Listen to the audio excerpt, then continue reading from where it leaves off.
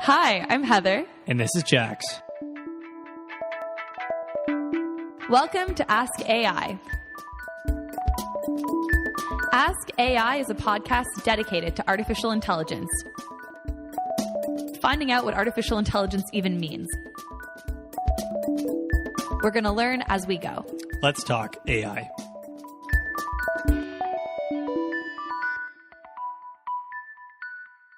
So today we're very fortunate to have Veronica Malinski on the show. Veronica, it is fantastic to have you here. You're one of the top young entrepreneurs in the country as part of the Next Canada program.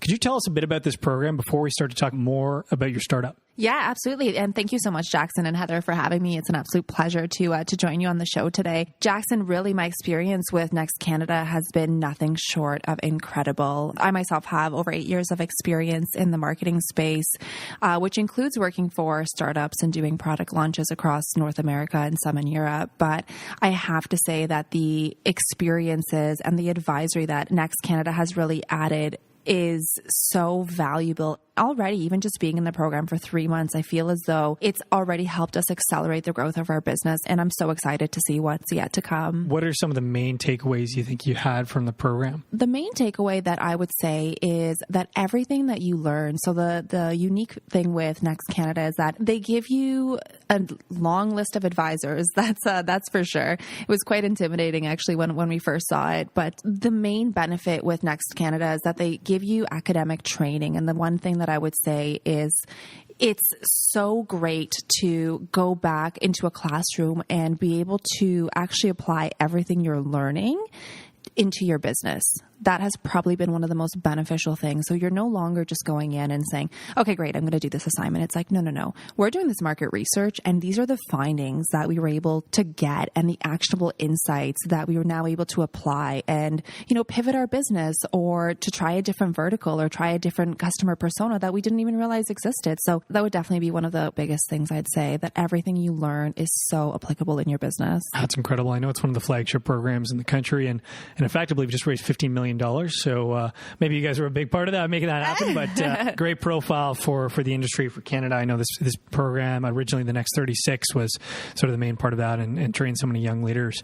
And now I want to get to your company in particular. I know this is called now Aerialytic, formerly known as Cleaner Energy. We had such an interesting time even researching your company and trying to perceive the depth of what you were doing. It is amazing. I want you to say it in your own words, though. Can you tell us more about what Aerialytic is? Yeah, absolutely. So Aerialytic, in short, is essentially addressing the challenge of rising customer acquisition costs in the solar industry. So essentially what we're doing is we're using deep learning to automate the custom solar design process and instantly provide homeowners with their financial and environmental returns from going solar. That's really cool. There's a lot of interesting opportunities, I think, particularly in the clean tech space today. I guess looking out at the market currently, are there other companies doing a similar thing, or are you guys cutting edge? Or are you bleeding edge at being one of the first people to tackle this type of a problem, applying it with machine learning? I'm really glad that you asked that, Heather. Absolutely. Of course, we've done a competitive analysis, and it was actually quite interesting to see that there haven't been as many innovations as we would have hoped in the solar industry. I mean, there's no questions asked. Solar is a growing industry and the adoption of solar is amplifying. But when it comes to the process of going solar for homes, there's not as many technologies being applied as there could be to drive operational efficiencies and increase ROI and really drive that amplification. I'd say that we've seen some chatbot solutions, so it's certainly not anything as bleeding edge as we're doing. And, I don't want to say that as in, I'm brushing my shoulder or anything like that. But I do hope that solar does see more innovations because it's such a great opportunity for homeowners to reduce their electricity costs and to reduce greenhouse gas emissions. So right now, no, but I really do hope that we do see more in future. My understanding is you use a combination of both artificial intelligence and augmented reality, AI and AR, to make that happen. How do those technologies actually work together specifically? So essentially what we do is we use deep learning to identify and draw lines from image data. From here, we're able to kind of identify the homes, the trees, the roads. And then what we do is we use computer vision for 3D models to extract those lines. And from there, we're able to instantly provide homeowners with a custom solar design that shows them their financial and environmental returns, as well as a 3D model of their home using augmented reality. And essentially what what that does is there's a very big, Jackson, I'm not sure if you're familiar, but a lot of, when you think solar, I mean, do you think, oh my God, that looks ugly?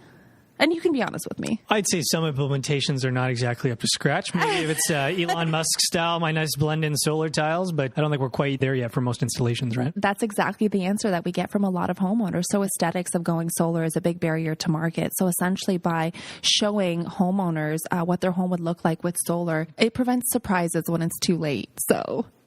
So the big players in this industry right now, for example, Solar City, in speaking to Musk and Tesla, I mean, are they not working with a very similar type of design right now, or design software, or is this sort of something completely new that you're bringing to the market in that regard? The last I checked, this is something completely new that we're bringing to the market. Really exciting. Wow.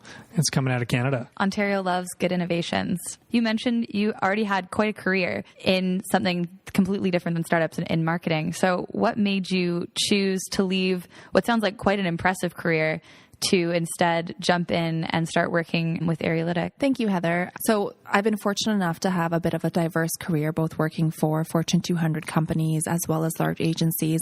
And my last few years have really been focusing in the startup ecosystem. And what really drove me is I've always been a person that's wanted to excel in her career. I've always wanted to make a difference and do something that's going to be memorable.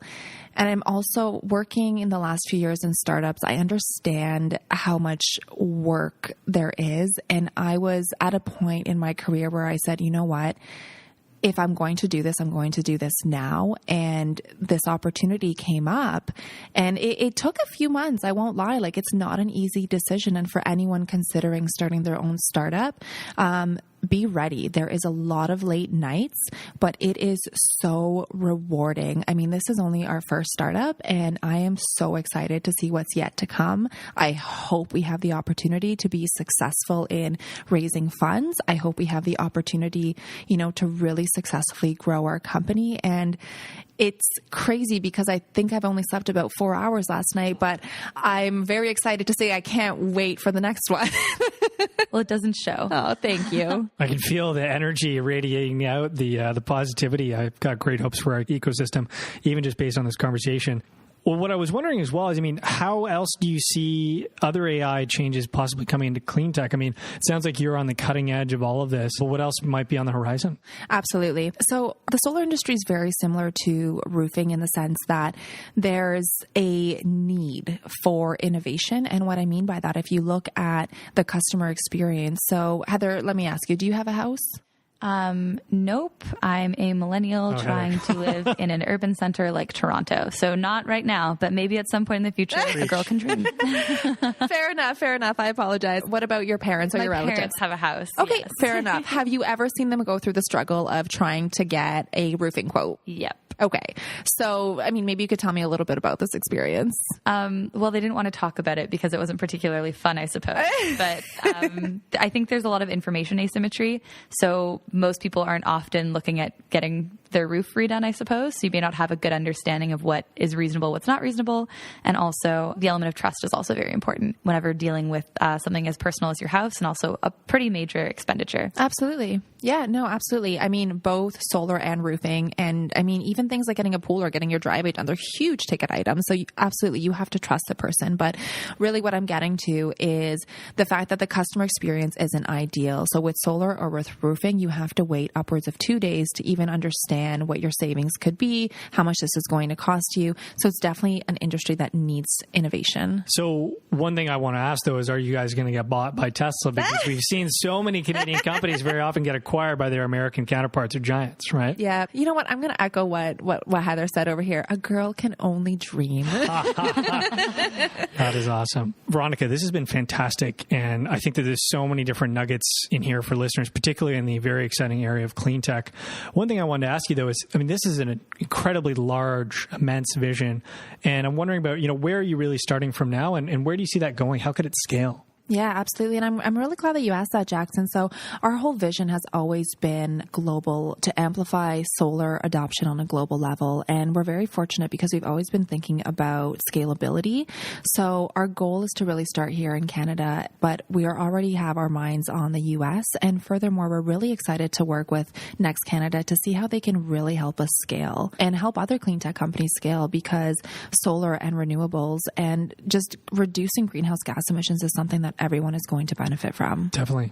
And I think for everyone in the future, I mean, it's on all the election ballots right now, and it's something that everybody's thinking about, and we're going to need the private sector to take a huge lead, and startups are a critical part of that. Absolutely. Thank you so much for joining us. I'm very, very, very excited to see you guys grow. Thank you. If anyone does want to take a look at our website, it's Aerialytic, AERIALYTIC.com. We are actually just about to start our beta launch, and we're really excited to do that. So absolutely, please feel free to check us out and learn more. Veronica Malinski of Aerialytic, thank you so much for joining us today on the show. Thank you, Jackson and Heather.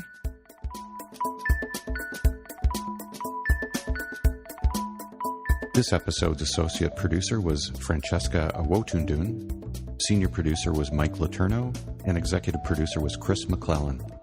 Interview recorded by Robin Edgar.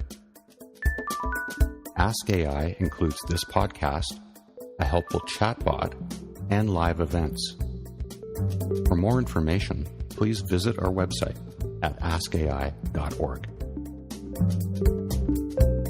Do you have questions about artificial intelligence and workplace automation? We'd love to help answer them. Send your queries to podcast@askai.org or tweet to askai.org.